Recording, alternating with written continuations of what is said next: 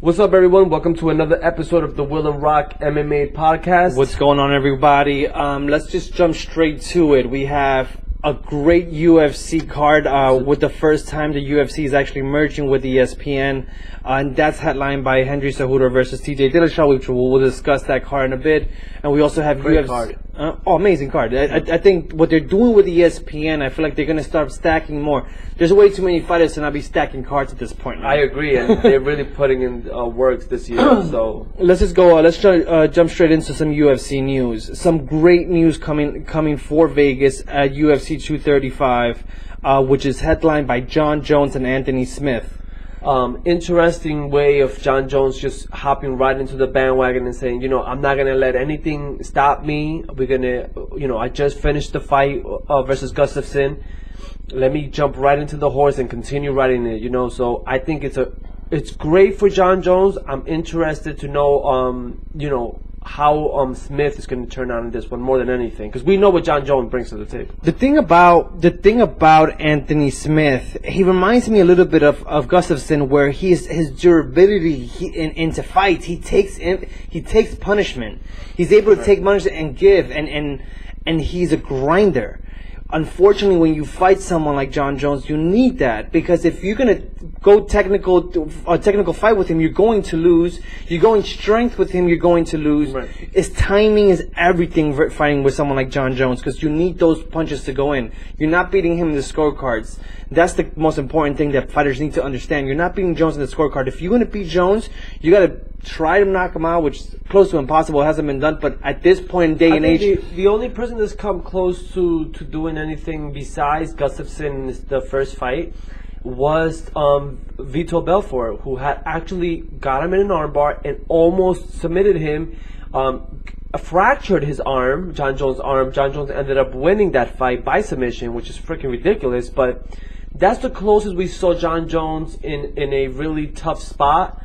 And I believe that Smith, if he looks back on that footage, he should really try to duplicate that same exact thing that happened then.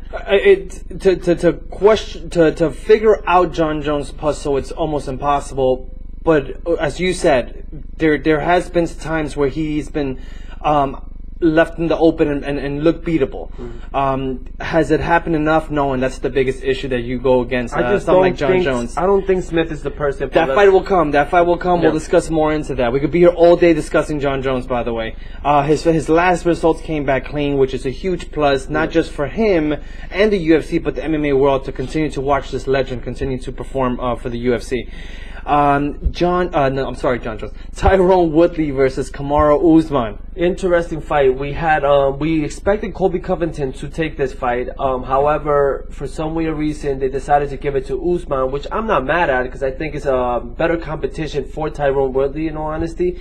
I think that Usman brings in tremendous wrestling skills and tremendous stand-up. Not better than Tyrone Woodley, but definitely better in the wrestling department.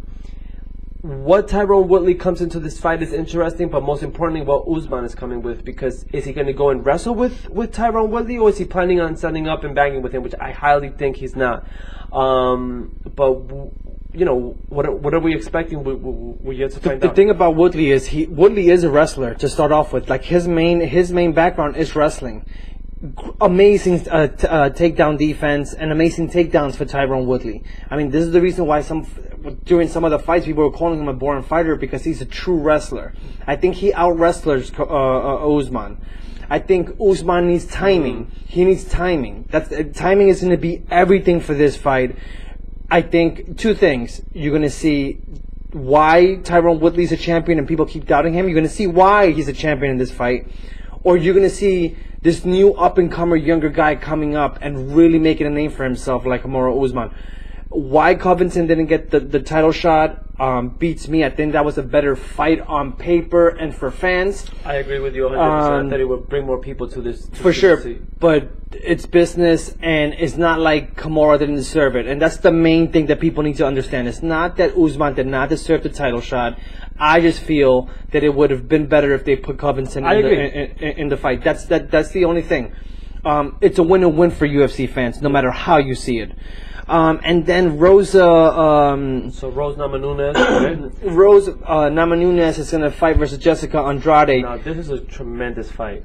This is the fight that, first of all, I love the fact that the women's fighters are saying, you know what, let me not start beating around the bush. Let's jump straight into the Lions Gate. And no one's better in that weight class to go against, which is Jessica Andrade.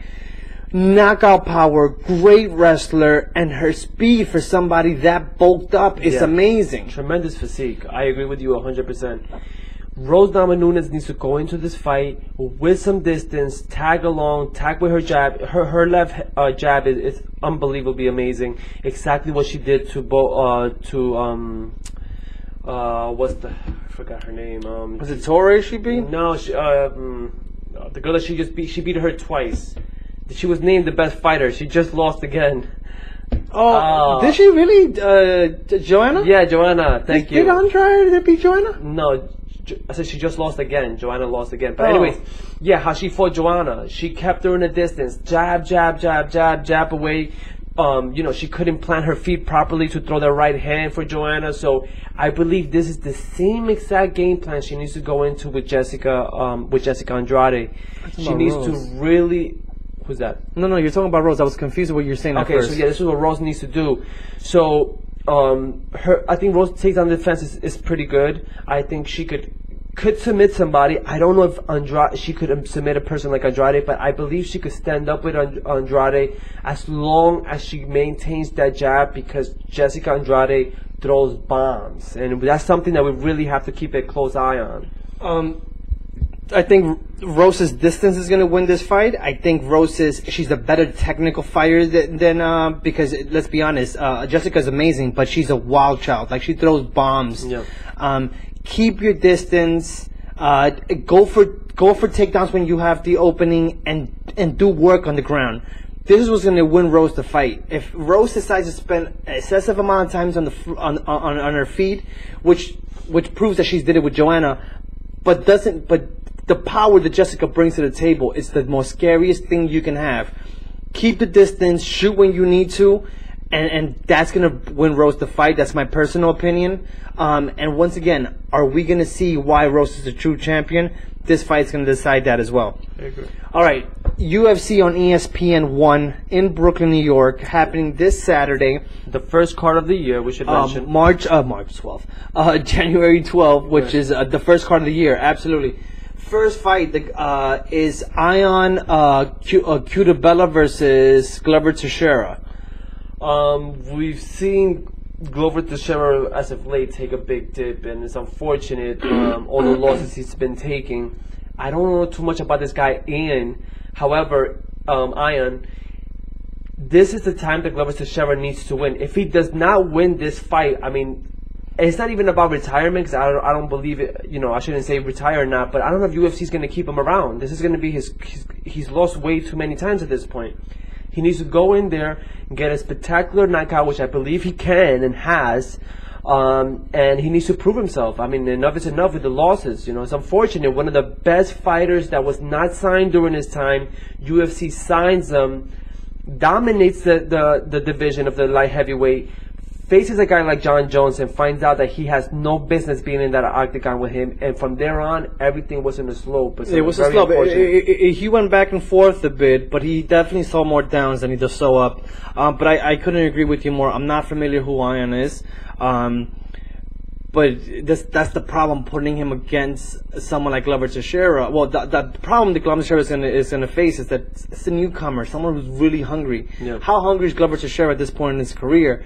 This fight really decides his future. Like you said, it's not about retirement necessarily, but it's about, is the UFC going to keep him around and continue to see him lose again, which is unfortunate, but it's the unfortunate truth.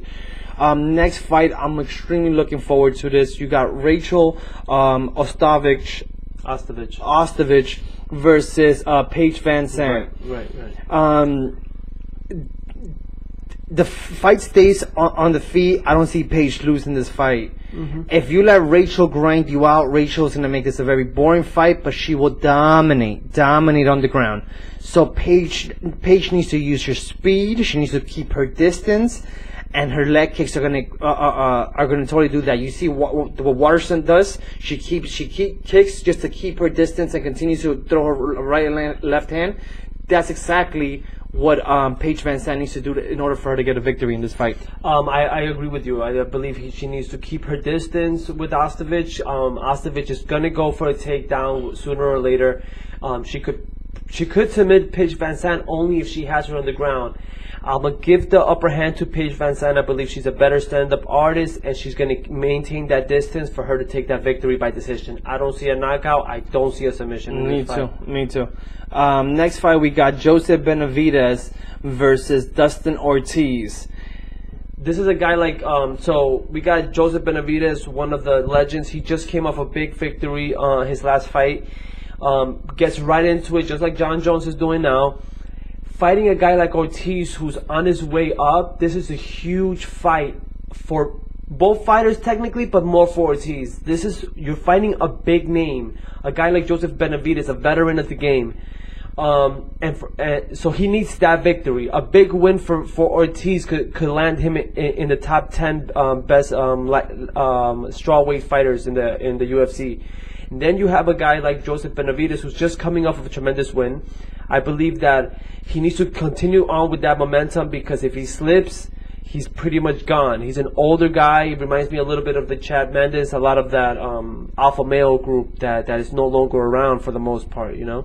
I couldn't agree with you more. I do, from the last victories that Benavidez had, which looks so impressive. Did Benavidez win? He did win his fight. You're right. He just won not that long ago, and he just had a quick turnaround.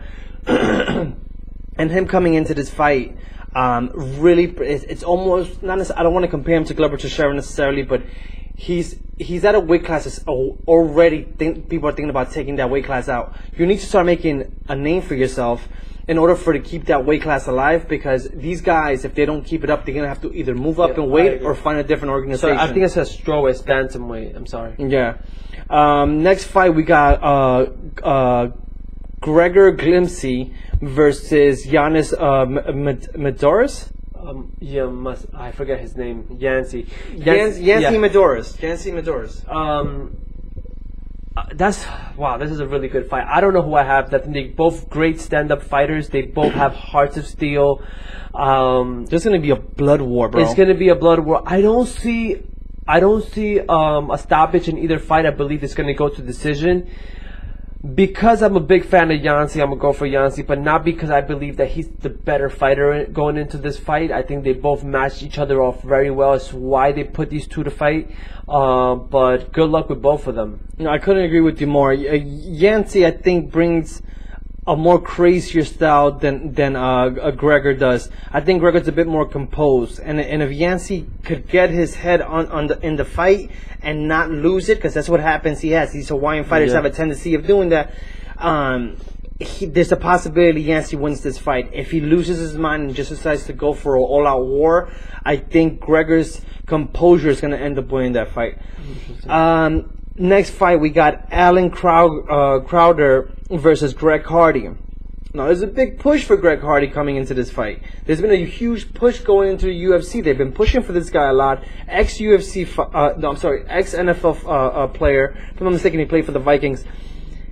He has hands. He got so much power on both hands.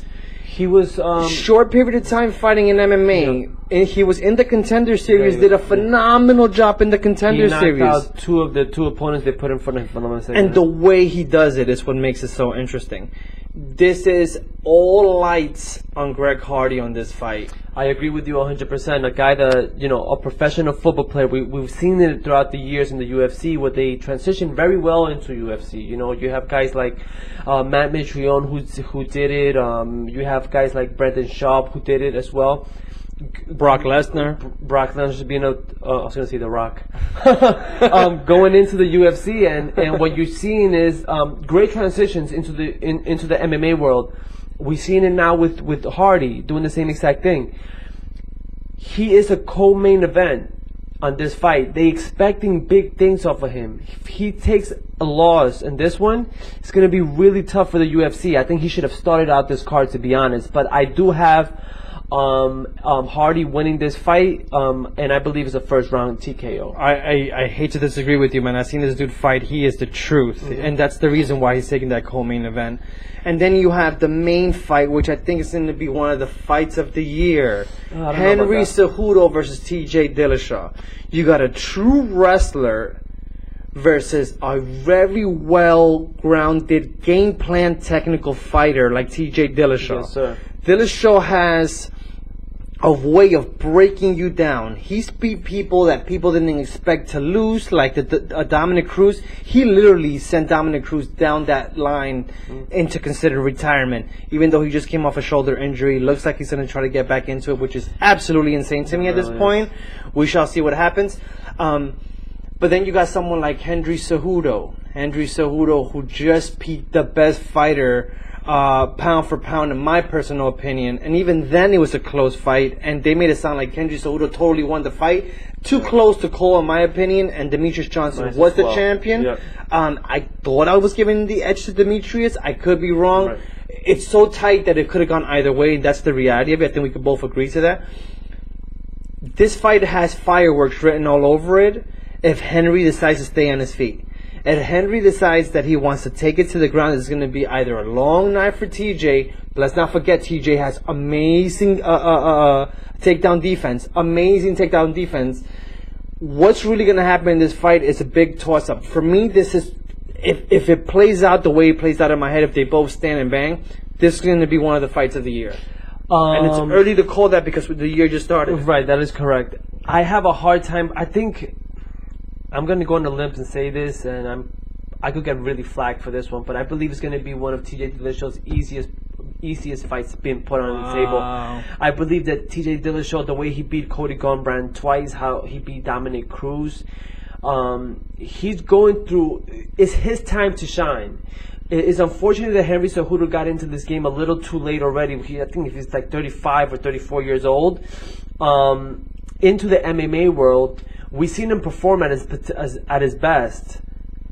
Henry Cejudo has to take TJ Dillashaw down to win this fight. He do not stand up with TJ Dillashaw. You're not going to catch up to him. He's 10 times quicker than you are. I truly believe that. Hold on a second. Time out. Wait, let me just finish that point and you can get into this.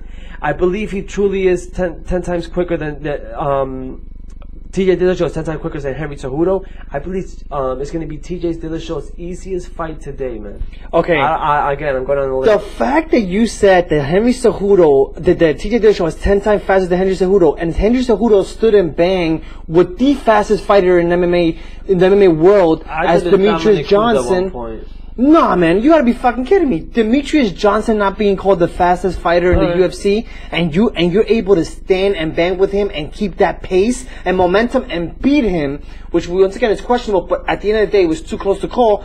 The reason why we call Demetrius Johnson the best fighter in the world is because no matter what competition you put in front of him, he was sweeping away. Never really fought top contenders like TJ Dillashaw. I agree. And yes, of course, you're gonna look amazingly quick against opponents that, with all due respect, do not have no reason being in the octagon with Demetrius Johnson. We saw what TJ Dillashaw did to Cody Garbrandt twice, and what Cody Garbrandt did to Dominic Cruz, right? It's levels. It's obviously, the game plan all comes from Dominic Cruz, how way he moved and everything. Everybody picked it up from him. TJ Dillashaw not only mastered that, but surpassed that level. And we're looking at a level that we can't see anybody get to. That's the reason why they wanted to do Demetrius Johnson versus TJ Dillashaw, because I believe that they both matched each other very well. Henry Cejudo having to staying in that way to begin with, who has a hard time staying at that way, I believe that TJ Dillashaw is going to sweep him. I really believe he's just going to take him. I'm not disagreeing with you. I'm just going against the whole 10 times faster bullshit that you just said. We'll see. We'll see. That should the window. Listen. and it's so interesting seeing what TJ has been doing as of late and how he's been doing it. I don't disagree with you, okay? But when it comes to just the overall fighter as a man, as a fighter, I do agree. I feel like TJ is a better fighter. Henry has just disappointed a whole weight class, and he might just wipe that weight class on his own, and now he's fighting against the best fighter, which is TJ Dillashaw. We'll see who wins. Yeah, we will see. All right, my peoples. We'll see you guys next week. Check us out in our Instagram, which we've been very consistent. Thanks for the love. You guys have been doing a phenomenal job commenting on our stuff. And anything else you want to say? That's it, my brother. Peace. See you next week.